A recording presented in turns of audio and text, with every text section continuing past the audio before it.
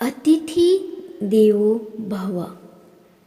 यदि मेहमान के रूप में आप किसी दोस्त या रिश्तेदार के घर जाए तो कुछ बातों का ध्यान रखें जिससे मेजबान को आपका आना अखरे नहीं, बल्कि उनके मन में प्रसन्नता का भाव आए।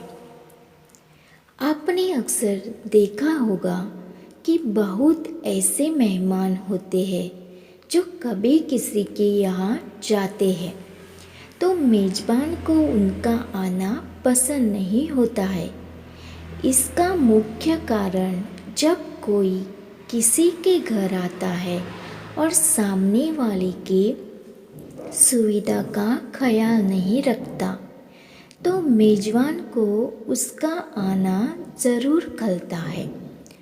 आपने संस्कृत की एक अच्छी पंक्ति अवश्य सुना होगा, अतिथि देवो भव। इसका मतलब होता है अतिथि देव के रूप होते हैं। मेहमान अर्थात अतिथि। अतिथि शब्द का प्रयोग उनके लिए होता था जो बिना अतिथि के घर आते थे। प्राचीन काल से हमारे देश में अतिथि को देव समान पद प्रतिष्ठा मिलती थी, जो आज बदलते समय की धारा के साथ परिवर्तित हो गई है। लोग मेहमान के नाम सुनते ही दूर भागने लगते हैं।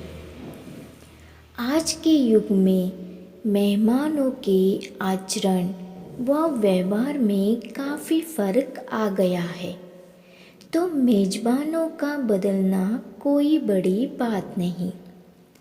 मेहमान सिर्फ और सिर्फ अपनी मौज मस्ती और सैर सपाटा पर ध्यान देते हैं, जबकि मेजबान अकेले गृह कार्यों में लगे रहते हैं।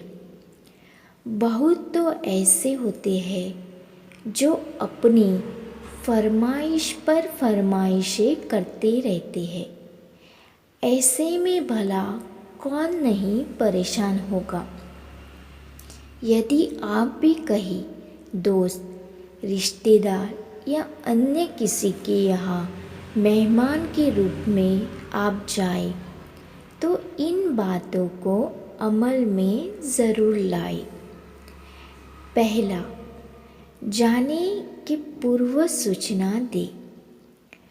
कई बार ऐसा होता है, हमें किसी काम से दूसरे शहर जाना पड़ता है और किसी रिश्तेदार के घर रुकने की योजना बनाते हैं, तो उनके घर पहुंचने की पूर्व उन्हें सूचना देना चाहिए। बातों ही बातों में यह भी जानने की कोशिश करना चाहिए कि कहीं उस दौरान वे व्यस्त तो नहीं।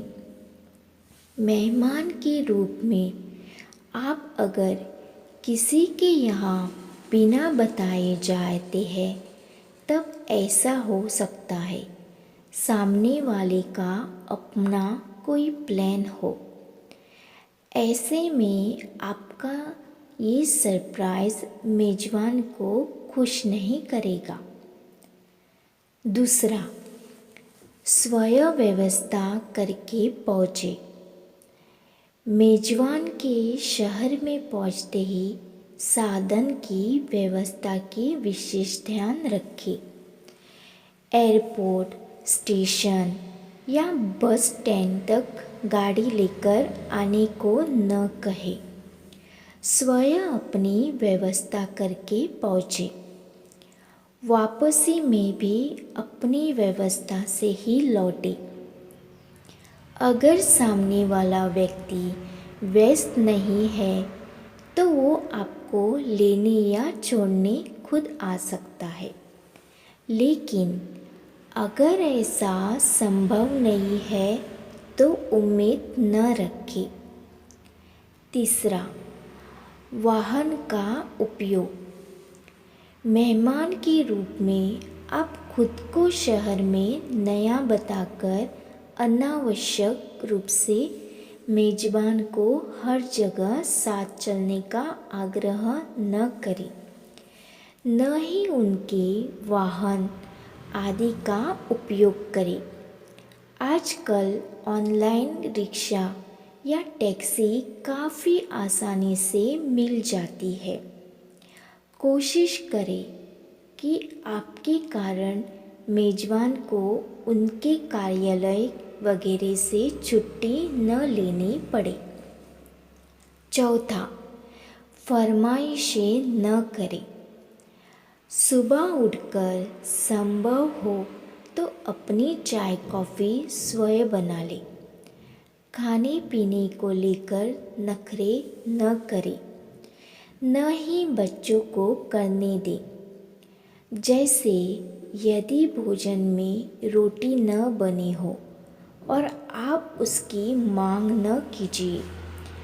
अच्छे मेहमान बनने के लिए खाना बनाते समय, बर्तन धोते समय या टेबल लगाते समय मेजबान की मदद करने की पेशकश करें। भोजन के बाद मीठा खाने की आदत है तो मेहमान के रूप में आप फिजूल फरमाइशें करके सामने वाले के लिए मुश्किल पैदा न करें। इससे आपका आना सामने वाले को अखरेगा नहीं। पांचवा, सामंजस्य बिठाइए।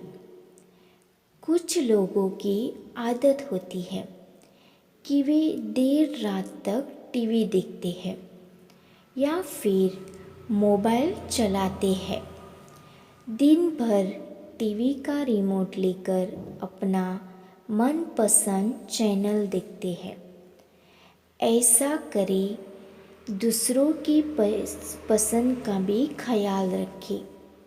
कई बार तो लोग टीवी देखते देखते फ़ोन चलाने लगते हैं और टीवी पंखा चलता छोड़कर उठ जाते हैं या फ़ोन आने पर बाहर जाकर बात करने लगते हैं।